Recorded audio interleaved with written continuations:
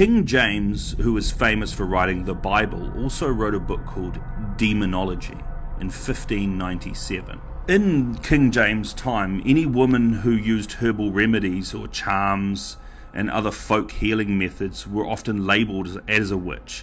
Many of these practices involved natural medicine, which was seen as a threat to the emerging authority of religious and later medical institutions. By equating natural healers with witches, society began to fear and reject these forms of healing in favor of more institutionalized medicine. This book brought about the deaths of approximately 200,000 people accused of witchcraft. If they're really witches, why don't they use their powers to escape? That sounds like witch talk to me, Lisa. Never mind. These beliefs endorsed the belief in witchcraft and offered a legal framework for identifying and prosecuting witches. That was the witches' prison. This is the townhouse. Dates back to 1626. The court and the bell tower were added in 1783. The windows on the left, this was the tax office. On the right was the courtroom. Downstairs you had a series of debtors' prisons, which is now ticket office. Upstairs you see the two small windows. That was the witches' prison.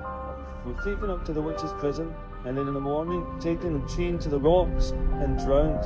If they floated, they were witches.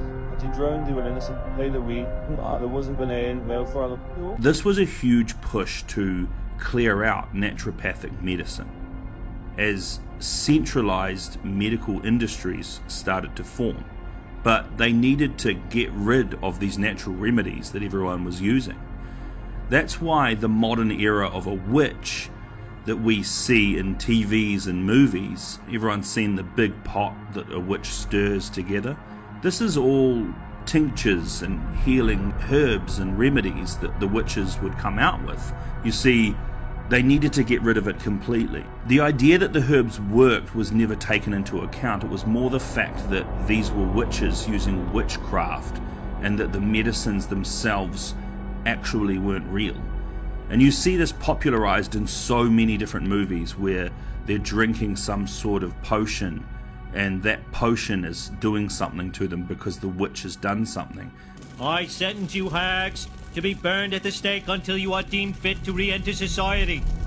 And now we look at witches as sort of a fantasy and we put it in the same realm as vampires and zombies, but really it has a very dark and very real historical link to the fact that these people were burned at the stake and thrown into rivers to see if they floated, or many different other things that they did to these women who were just collecting charms and making herbal remedies.